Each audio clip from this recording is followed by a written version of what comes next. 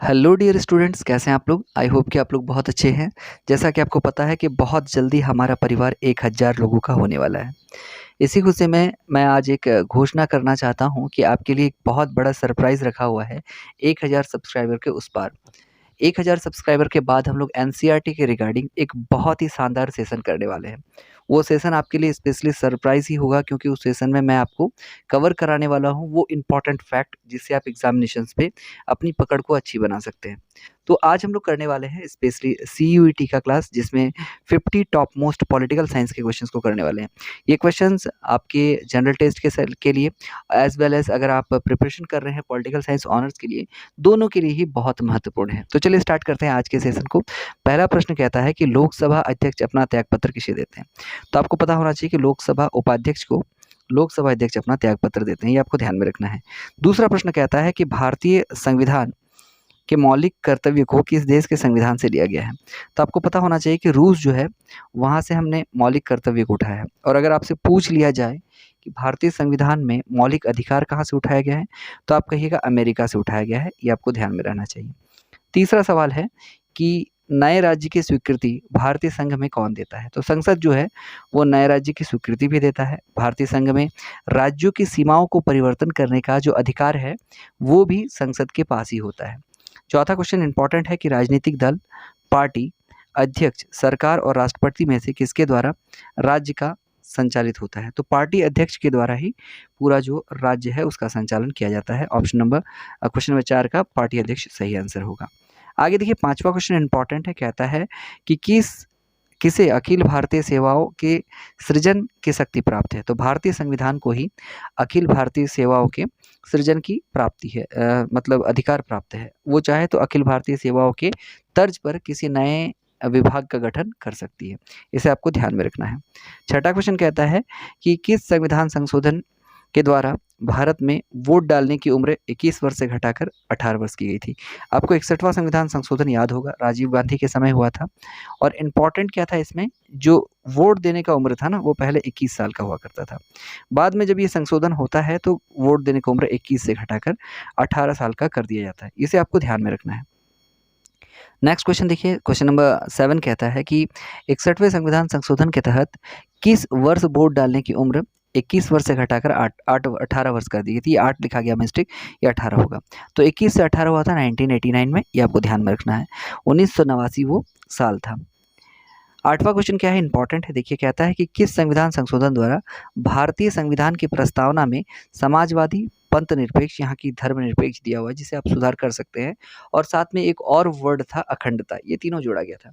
तो 42वां संविधान संशोधन 1976 जब होता है तो समाजवादी, पंथ निरपेक्ष और अखंडता, ये 3 शब्द जो है वो भारतीय संविधान में जोड़े जाते हैं। आगे चलते हैं, क्वेश्चन नंबर 9 इंपॉर्टेंट है। कहता है कि भारतीय संविधान में शामिल नीति निर्देशक सिद्धांत किस देश के संविधान से लिया गया है। तो नीति निर्देशक सिद्धांतों को हमने आयरलैंड के संविधान से उठाया है, आयरिश कॉन्स्टिट्यूशन से उठाया है नीति निर्देशक सिद्धांत को, आपको ध्यान में रखना है। आगे देखिए, 10वां क्वेश्चन इंपॉर्टेंट है। कहता है कि हमारे भारत में संसद के 2 सत्रों के बीच अधिकतम कितने समय का अंतराल होता है। तो भारत में 2 जो सेशन होता है संसद का, उसके बीच में 6 महीने का अंतराल होता है। मैक्सिमम 6 महीना ही गैप रहना चाहिए, इससे ज़्यादा नहीं, ये आपको ध्यान में रखना है। आगे देखिए, 11 नंबर क्वेश्चन है कि भाषाई आधार पर सर्वप्रथम किस भारतीय राज्य का निर्माण हुआ। तो भाषाई आधार पर पहला राज्य जो बना था वो आंध्र प्रदेश बनाया था। जो तेलुगु भाषा जो होता है उसी के मद्देनजर ध्यान में रखते हुए इस राज्य का गठन किया गया था। बाद में फिर महाराष्ट्र, गुजरात, इन लोग का जैसे जैसे डिमांड बढ़ता है तो भाषाई आधार पर राज्य बनते चले जाते हैं। नेक्स्ट क्वेश्चन देखिए, क्वेश्चन नंबर 12 कहता है कि भारत में सर्वप्रथम भाषाई आधार पर आंध्र प्रदेश राज्य की स्थापना कब हुई। तो 1 नवंबर 1956 वो तारीख था जब आंध्र प्रदेश की स्थापना होती है भाषाई आधार पर। 13वां क्वेश्चन कहता है कि भारतीय संविधान के निर्माण के समय भारतीय संविधान में कुल कितनी अनुसूचियां और अनुच्छेद और भाग थे। तो जब भारतीय संविधान बना तो 8 अनुसूची था, 395 अनुच्छेद था और 22 भाग था। वर्तमान में अनुसूची 12 है। अनुच्छेद जो है वो 395 ही है। इसके अंदर उप अनुच्छेदों की संख्या बढ़कर ये 400 प्लस हो गया है, 440 प्लस हो गया है, 440 प्लस हो गया है। पर अनुच्छेद अगर बोला जाए, आर्टिकल्स 395 है, सब आर्टिकल्स को मिलाकर 440 प्लस हो गया है। और भाग जो है वो वर्तमान में 25 है, जो कि पहले 22 था। 14वां क्वेश्चन इंपॉर्टेंट है, कहता है कि वर्तमान समय में भारतीय संविधान में कुल कितनी अनुसूचियां, अनुच्छेद और भाग हैं। तो ये क्वेश्चन आपको पता होगा, मैंने अभी बताया कि 12 अनुसूचियां, 395 अनुच्छेद और 22 भाग। 22 भाग नहीं होगा, ये वर्तमान में 25 हो चुका है।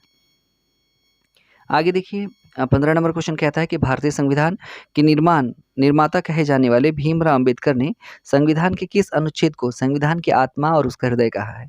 तो भारतीय संविधान के निर्माता जो है, अकॉर्डिंग टू कुछ राइटर्स इनको मानते हैं कि भारतीय संविधान के जो निर्माता हैं वो भीमराव अंबेडकर है। कुछ राइटर्स जो है वो मानते हैं कि भारतीय संविधान के वास्तविक निर्माता जो है वो डॉक्टर राजेंद्र प्रसाद है। तो अलग अलग राइटर्स का अलग अलग मत है। तो उनके अनुसार, अंबेडकर के अनुसार, भारतीय संविधान के किस अनुच्छेद को संविधान का हृदय और आत्मा कहा गया है। तो ये हो जाएगा अनुच्छेद 32 यानी कि आर्टिकल 32 इसका सही आंसर है। आगे देखिए 16वां क्वेश्चन कहता है कि लोकसभा के लिए देश में प्रथम आम चुनाव किस वर्ष हुआ था। तो 1952 में लोकसभा के लिए प्रथम आम चुनाव हुआ था, ये आपको ध्यान में रखना है। और 1951 में पहला संविधान संशोधन होता है जो कि लैंड रिफॉर्मेशन यानी कि भूमि सुधार कानून से संबंधित था। आगे देखिए 17 नंबर क्वेश्चन है कि लोकसभा का पहला सत्र कब आयोजित किया गया था। तो 13 मई 1952 ये डेट था जब लोकसभा का पहला सत्र, फर्स्ट सेशन जो है वो आयोजित किया गया था। आगे देखिए 18 नंबर क्वेश्चन कहता है कि कौन सा भारतीय उच्च न्यायालय दुनिया का दूसरा सबसे बड़ा न्यायिक परिसर है। तो मद्रास उच्च न्यायालय जो है वो दुनिया का दूसरा सबसे बड़ा न्यायिक परिसर है, आपको ध्यान में रखना है। 19 नंबर क्वेश्चन है कि अगर भारत का राष्ट्रपति अपना इस्तीफा देना चाहिए तो वे अपना इस्तीफा किसे संबोधित करेंगे। तो भारत के उपराष्ट्रपति को करेंगे, मैंने आपको पहले ही बताया। 20वां क्वेश्चन इंपॉर्टेंट है, देखिए कहता है कि लोकसभा में अनुसूचित जातियों के लिए किस राज्य में सर्वाधिक आरक्षित सीटें हैं। तो सबसे ज़्यादा आरक्षित सीटें जो है अनुसूचित जातियों के लिए वो मध्य प्रदेश यानी कि एमपी में है। 21वां क्वेश्चन कहता है कि भारत में सूचना का अधिकार अधिनियम पूर्ण रूप से कब लागू हुआ। तो अक्टूबर 2005 से सूचना का अधिकार यानी कि राइट टू इन्फॉर्मेशन लागू होता है। 22वां क्वेश्चन कहता है कि भारत में सूचना का अधिकार अधिनियम किस राज्य केंद्र शासित प्रदेश को छोड़कर सभी में लागू होता है। तो जम्मू कश्मीर को छोड़कर राइट टू इन्फॉर्मेशन जो है वो ऑल ओवर इंडिया में एक्टिव है, लागू है। 23वां क्वेश्चन कहता है कि भारत का राष्ट्रपति संसद के एंग्लो इंडियन कमेटी में कितने सदस्यों को नामित कर सकता है। 2 सदस्य एंग्लो इंडियन नामित कर सकता है, परंतु वर्तमान में इसे पूरी तरह से समाप्त कर दिया गया है। आगे देखिए 24वां क्वेश्चन कहता है, आपको कमेंट सेक्शन में बताना है कि एंग्लो इंडियन सीट जो है वो राज्य बेसिस पे और यूनियन बेसिस पे कब समाप्त किया गया, किस संविधान संशोधन के तहत समाप्त किया गया था। 24वां क्वेश्चन कहता है कि भारत में सभी केंद्र शासित प्रदेशों के लिए लोकसभा में कितनी सीटें आरक्षित की गई हैं। तो 20 सीटें हैं लोकसभा में सभी केंद्र शासित प्रदेशों के लिए। आगे ध्यान में दीजिएगा, क्वेश्चन नंबर 25 कहता है कि भारतीय संविधान में कुल कितने मूल कर्तव्य है। 11। और 11वां मूल कर्तव्य क्या है और उसे कब जोड़ा गया, ये आप कमेंट सेक्शन में बताइएगा। ये लास्ट 11वां मूल कर्तव्य रिसेंट में जोड़ा गया, हालांकि उन लोग की तुलना में रिसेंट 10 की तुलना में नया एक जोड़ा गया 11। जो लेटेस्ट है वो क्या है और कब इसे जोड़ा गया था, ये आपको कमेंट करके जरूर बताना है। आगे देखिए 26वां क्वेश्चन कहता है कि भारत में इलेक्ट्रॉनिक वोटिंग मशीन यानी कि ईवीएम, आपने नाम सुना होगा ईवीएम, इलेक्ट्रॉनिक वोटिंग मशीन का इस्तेमाल सबसे पहले कब और कहाँ किया गया। तो सन 1882 में केरला में किया गया था 1982 में। 27वां क्वेश्चन कहता है कि भारत में स्थापित प्रथम नगर निगम कौन सा है। तो चेन्नई नगर निगम भारत का पहला नगर निगम है। 28वां क्वेश्चन कहता है सन 1949 में किस राज्य में पहली बार पंचायती राज को अपनाया गया। तो राजस्थान में पहली बार पंचायती राज शुरू किया गया था। और पंचायती राज की बात कही गई आर्टिकल 40 में, जो कि महात्मा गांधी का सपना था। किसका सपना था, महात्मा गांधी का सपना था। 29वां क्वेश्चन कहता है कि भारतीय संसद में स्थायी समितियों की कुल संख्या कितनी है। तो स्थायी समिति की संख्या कुल 45, आपको ध्यान में रखना है। 30वां क्वेश्चन कहता है कि अगर कोई व्यक्ति भारतीय नागरिकता प्राप्त करने के लिए आवेदन करना चाहता है तो उसे पहले भारत में कितनी अवधि के लिए रहना होगा। तो कम से कम 5 वर्ष रहना होगा, उसके बाद वो भारत के लिए आवेदन करेगा। और अगर भारत सरकार और राष्ट्रपति इसको अनुमोदित करती है कि नहीं ये सही है, इसमें कोई गड़बड़ी नहीं है, तो उसे नागरिकता प्राप्त होगी। रिसेंटली जैसा कि आपको पता है कि अदनान सामी जो पाकिस्तान के सिंगर थे, उसे भारतीय संसद द्वारा भारत की नागरिकता दी गई। तो इसके लिए क्या क्या क्राइटेरिया था आपको पता, उसी से चल गया होगा। आगे देखिए 31वां क्वेश्चन कहता है कि भारतीय संविधान के निर्माण के समय मूल रूप से संविधान द्वारा क्षेत्रीय भाषाओं के रूप में कितनी भाषाओं को मान्यता प्राप्त थी। तो 14 भाषाएं थी और अंतिम 4 भाषाएं कौन सी हैं। तो बोडो, डोंगरी, संथाली और मैथिली। ये 91वां संविधान संशोधन। 21वां संविधान संशोधन होता है जब आपका सिंधी भाषा को जोड़ा जाता है। ठीक है, चलिए आपको ध्यान में रखिएगा। 32वां क्वेश्चन कहता है कि भारतीय संविधान का कौन सा अनुच्छेद भारत में राष्ट्रपति का प्रावधान देता है? तो अनुच्छेद 52 कहता है कि भारत का एक राष्ट्रपति होगा। 33वां क्वेश्चन कहता है कि भारतीय संविधान का कौन सा अनुच्छेद भारत के राष्ट्रपति को राष्ट्रपति शासन लागू करने का अधिकार देता है? तो अनुच्छेद 356 जो है वो भारत के राष्ट्रपति को राष्ट्रपति शासन लागू करने का अधिकार देता है। और अनुच्छेद जो 360 है वो वित्तीय आपातकाल से रिलेटेड है, ये आपको ध्यान में रखना है। आगे देखिए 34वां क्वेश्चन कहता है कि किस भारतीय प्रधानमंत्री के काल में संपत्ति के अधिकार को मौलिक अधिकार में की सूची में डाला गया? तो मोरारजी देसाई जब प्रधानमंत्री थे तभी संपत्ति के अधिकार को आपका फंडामेंटल राइट से हटाया जाता है और लीगल राइट्स बनाया जाता है। आगे देखिए 35वां क्वेश्चन कहता है, इंपॉर्टेंट है, कि भारत का तीसरा आपातकाल किस वर्ष लागू हुआ था तथा यह कब से कब तक चला? तो तीसरा आपातकाल जो है वो 1975 में लागू हुआ था और यह आपातकाल 25 जून 1975 से 21 मार्च 1977 तक चला था। आगे देखिए 36वां क्वेश्चन कहता है कि भारत में अब तक कितनी बार राष्ट्रीय आपातकाल लागू किया जा चुका है, यानी कि आर्टिकल 356 जो है वो कब तक लगाया गया है? तो भारत में भाई आपातकाल जो है राष्ट्रीय आपातकाल 3 बार लगाया गया। वित्तीय आपातकाल एक बार भी नहीं लगाया गया, ये आपको ध्यान में रखना है, वित्तीय आपातकाल नहीं लगाया गया। 37वां क्वेश्चन देखिएगा, भारत में प्रथम आपातकाल कब लागू हुआ था? तो भारत में प्रथम आपातकाल 26 अक्टूबर 1962 को भारत चीन युद्ध के समय लागू हुआ था, ये आपको ध्यान में रखना है।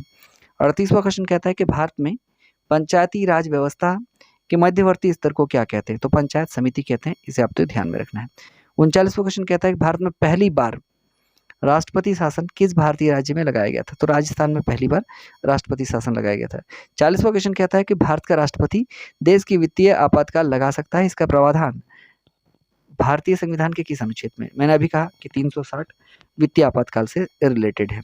41वां क्वेश्चन कहता है कि मौलिक अधिकारों के अंतर्गत भारतीय संविधान का कौन सा अनुच्छेद बच्चों के शोषण से संबंधित है? तो 24 अनुच्छेद। 24वां अनुच्छेद कहता है कि 14 साल की उम्र से कम बच्चों को किसी फैक्ट्री में, कारखाने में हो या फिर किसी निजी दफ्तर में हो काम करवाना कानूनन अपराध है। तो आर्टिकल 14 आपको आर्टिकल 24 याद रखना है, ये बिलो 14 ईयर्स के लिए लागू होता है, शोषण के विरुद्ध अधिकार है। आगे देखिए 42वां क्वेश्चन कहता है कि भारत के प्रथम स्पीकर कौन थे जिसके विरुद्ध भारतीय लोकसभा में अविश्वास प्रस्ताव लगाया गया था? जो जी.वी. मावलंकर थे, जी.वी. गणेश वेंकट मावलंकर इनका नाम था, तो इनके नाम पर पहली बार अविश्वास प्रस्ताव लाया गया था। 43वां क्वेश्चन कहता है कि भारत एक गणतंत्र देश है, इसका अर्थ क्या है? भारत में कोई भी वंशानुगत शासन नहीं है। आगे देखिए 44वां क्वेश्चन कहता है कि भारत के संविधान सभा द्वारा भारत को एक संविधान देने का प्रस्ताव कब पारित किया गया था? तो 26 जनवरी 1947 को ये प्रस्ताव पारित किया गया था। आगे देखिए 45वां क्वेश्चन कहता है कि किस मिशन के अंतर्गत भारतीय संविधान का निर्माण का प्रस्ताव बनाया गया था? तो क्रिप्स मिशन योजना थी भारतीय संविधान निर्माण के लिए। 46वां क्वेश्चन इंपॉर्टेंट है, कहता है कि भारतीय संविधान सभा के प्रथम निर्वाचित अध्यक्ष कौन थे? तो प्रथम निर्वाचित अध्यक्ष जो थे वो डॉक्टर राजेंद्र प्रसाद थे, आपको ध्यान में रखना है। और इनसे पहले कौन थे? तो डॉक्टर सच्चिदानंद सिन्हा थे। 47वां क्वेश्चन कहता है कि संविधान सभा द्वारा भारत को संविधान देने का संकल्प कब स्वीकार किया गया था? तो भारतीय संविधान सभा द्वारा संविधान को देने का संकल्प जो है, संविधान देने का संकल्प जो है वो 20 फरवरी 1947 को पारित किया गया था। 48वां क्वेश्चन कहता है कि भारतीय यानी कि संविधान सभा में प्रांतीय संविधान समिति के अध्यक्ष कौन थे? तो सरदार वल्लभ भाई पटेल थे। 545 प्लस जो थे, इतने रियासतों को एक किया था, वरना हमारा देश आज इतने छोटे छोटे टुकड़ों देशों में बटा होता कि कुछ कहना ही नहीं थी। इसलिए तो पटेल को हम लोग आयरन मैन ऑफ इंडिया यानी कि भारत के लौह पुरुष के नाम से जानते हैं। 49वां क्वेश्चन कहता है कि भारत का संविधान कब लागू हुआ? 26 जनवरी 1950। और भारत के राष्ट्रीय प्रतीक को भारत का सरकार द्वारा कब अपनाया गया? तो 26 जनवरी 1950। राष्ट्रीय प्रतीक को अपनाना हो या संविधान को लागू करना हो 1950 को है। इस तरह से हमने टॉप 50 आज के जो क्वेश्चन थे उनको कर लिया है। आई होप आप इन क्वेश्चंस का रिवीजन बहुत अच्छे से कर लीजिएगा। आप लोग के एडमिट कार्ड के रिगार्डिंग जो भी अपडेट आने वाला है उसे जल्द से जल्द आपको चैनल के माध्यम से दे दिया जाएगा। अभी तक जितना भी अपडेट है उसको मैंने डिस्क्रिप्शन में उसका लिंक दे दिया है।